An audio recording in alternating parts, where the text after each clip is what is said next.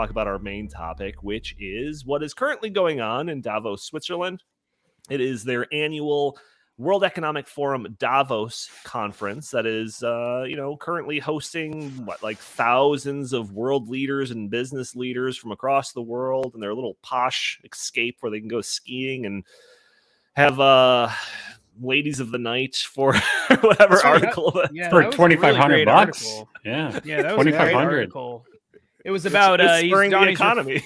Donnie is referring to, I think it might have been New York Post. I can't remember. Somebody did an article about how the prostitute business is doing really well in Davos right now, and there's all these ads for $2,500 a night prostitutes and stuff because they're top of the line, so they get the big money. Right. So that's fun. That's right. That's why everyone clamors to go over there. It's not because of we've got to unite and protect the world against this evil scourge of capitalism and carbon dioxide or anything like that. It's like, no, it's a fun escape for them. They get to go skiing, have some fun or whatever, and they may have to sit and do a panel or something like that. No. You can do both. You can save the world and be with prostitutes. Good it's point. possible. Good point. I should be fair. Yeah. So, of course, us being some of the leading voices on exposing the World Economic Forum, the Great Reset, ESG, etc., we've been paying pretty close attention to this conference. The theme of the conference seems to be the year of the poly crisis. We're being told that between COVID and climate change and the war in Ukraine, that we're basically dealing with a bunch of stuff simultaneously from all sides. And we've been watching the panels, listening to Klaus Schwab speak, reading the articles that have stemmed from the conference, and I've derived some kind of interesting conclusions about what's going on here. So, we have plenty to talk about in regards to the conference, but I feel like there's a meta theme of this conference, and that meta theme of the conference is don't listen to all the conspiracy theories about us. I really think that is like the key message. You won't see that in their press release about this conference. You won't see that on their landing page for this conference, but I think that is kind of the meta theme for this entire conference. So there's a lot of stories that are coming out. If you just Google like Davos, you'll see a whole bunch of these stories. I'm just going to read off a bunch of headlines for you. This is just a small fraction of the headlines that'll pop up. CNN, Davos conspiracy theories used to live on the fringe corners of the internet. Now they've gone mainstream. AP News, the elites arrive in Davos. Conspiracy theories thrive online. Canadian Broadcasting Company, conspiracy theories thrive online as World Economic Forum opens. Time Magazine, as elites arrive in Davos, conspiracy theories thrive online. It's like they're all reading from the same press release and generating these articles that are all about these crazy conspiracy theories. Yes, I know all the most important and influential people around the world are meeting in Davos to talk and all of that, but don't pay too much attention. It's all conspiracy theories to pay any attention to that. And there's a couple of things that are in these articles. They all kind of repeat some of the same stuff. One of the proofs of this conspiracy is the fact that Fox News is talking more and more about the Great Reset over the past couple of years. That's proof of a conspiracy. There's a paragraph here that says, take Glenn Beck, for example. I think this is in the CNN video. Take Glenn Beck, for example, the right-wing media personality who wrote a conspiratorial book called The Great Reset, playing off the World Economic Forum's 2020 COVID theme. Mocked the idea on Tuesday that conspiracy theories circulate around the event while simultaneously giving oxygen to some of those very conspiracies when he interviewed a guest who claimed unchallenged that the gathered world leaders, quote, want you to eat insects rather than meat. So, Justin, as the person that article is probably referring to, not. That's not me. That was Wednesday, wasn't it? Yeah, no, that wasn't me. I think he might actually be referring to Michael Schellenberger, who was also on the show, and I think he was on the show later in the week. Okay. Yeah, because I don't remember talking about crickets. Although you and I have done a whole video just specifically, I think, on that topic, right? Before I let you comment on all of this, I will say that I am like very sensitive to conspiracy theories and stuff. Mm-hmm. I know about conspiracy theories. I know how they can metastasize. And one of the things was like this: they want you to eat bugs thing. We did a whole video on this, and it's just like, all right, I'm gonna look into it myself. And it didn't take me long to find like a dozen articles on the World Economic Forum talking about the benefits of eating bugs. So it's not a conspiracy theory. But Justin, what are your thoughts about all this rash of, it's just a conspiracy to pay attention to these people talk? Yeah, I mean, I guess what confuses me is, so there definitely are conspiracy theories that are related to Davos and to the World Economic Forum.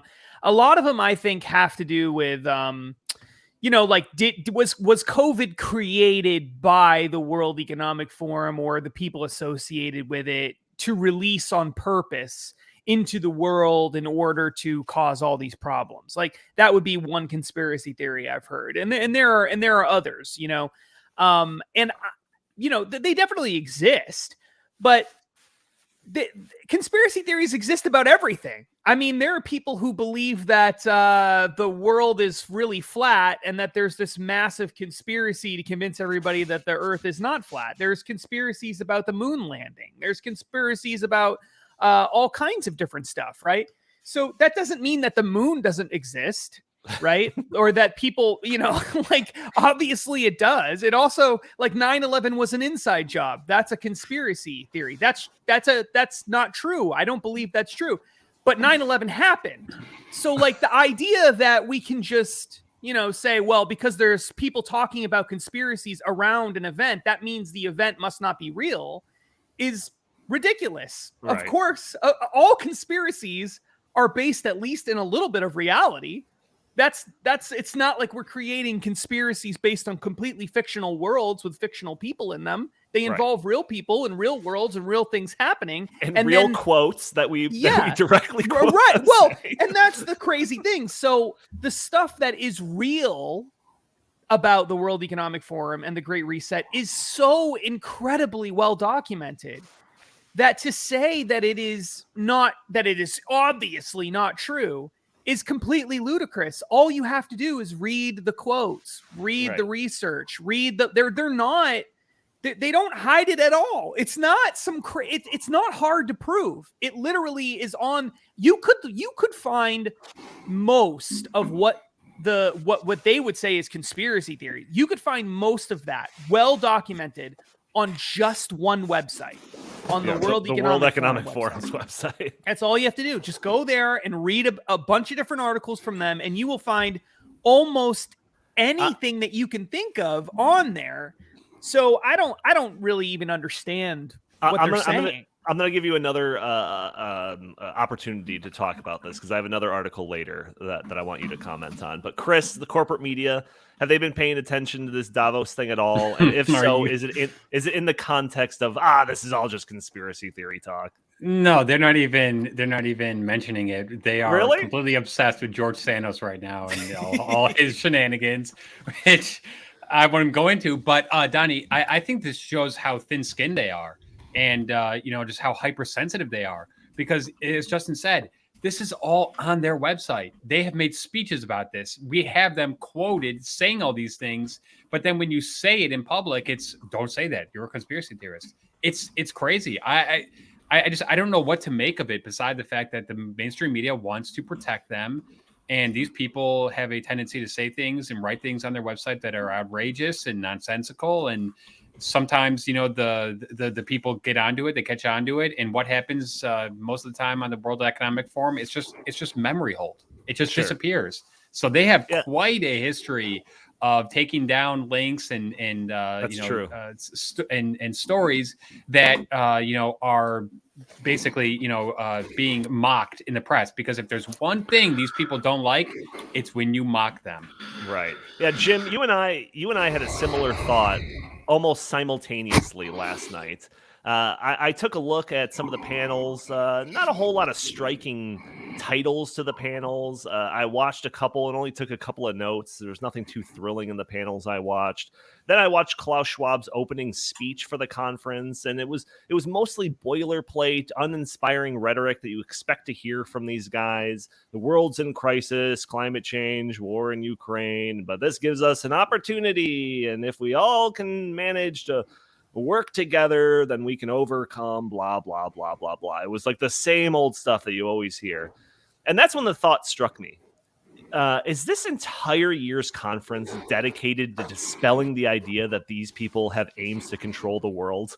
Like, is that like that was what I came up with last night. It was almost as if they're like trying to be so bland this year in an effort to go back to flying under the radar. And then last night I checked my email and I see a comment from you saying essentially the same thing. So I have that right.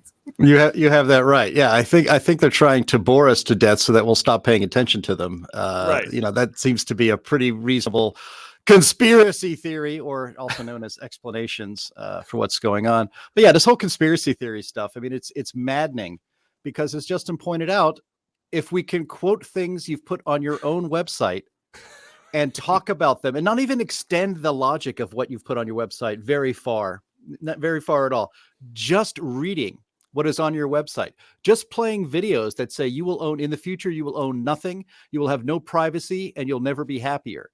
That's their vision of the world. When you point out stuff like Klaus Schwab bragging that he has installed that acolytes from his training of them on how to be a great globalist leader. He has these people, he brags that they're now in positions of power, like Justin Trudeau, the Prime Minister of Canada, Jacinda Ardern, who just resigned as Prime Minister of New Zealand. All over Europe and over the globe. He has people that he has trained into this agenda, this globalist agenda, and has them in positions of power. That's not a conspiracy theory when he says it himself, and you happen to repeat it and put it out there. They're calling it a conspiracy theory because people, and they're upset. This goes back to me boring this year, although I think there's a lot of exciting stuff happening there, or at least interesting stuff happening there on the clips that I've found on Twitter and elsewhere. But it's to bore you. They're only upset because people are paying attention. They're only upset. And then they have their allies in the media who will push this message for them about conspiracy theories, about Glenn Beck, and about the Great Reset book that Justin co-wrote with him and Donnie did a lot of research on. They're doing this for a couple of reasons. One, when you start talking about conspiracy theories, they do crop up from time to time. And they don't crop up in a vacuum. They crop up when there's a lack of trust in our media and our institutions. Mm-hmm. And our media and our institutions have completely destroyed any reason to trust them over the last, I would say go all the way back to the 2016 election, but peddling actual conspiracies like the Russian collusion hoax, like let's just say certain medicines for certain viruses already too far are actually safe and effective and work all the time, and that there are no downsides to it. I mean, our institutions and media have completely destroyed that credibility. So when you have no trust, when you can't trust what you're being told by your authorities, you start to move in your mind a better and real explanation, because the explanations you're getting out of your media and institutions is bullshit. It's always been bullshit, and you just have a BS detector. And so you start to think about your own ideas. But they also call it a conspiracy theory, even though, again, you're just repeating what they said. You're reading things on their website.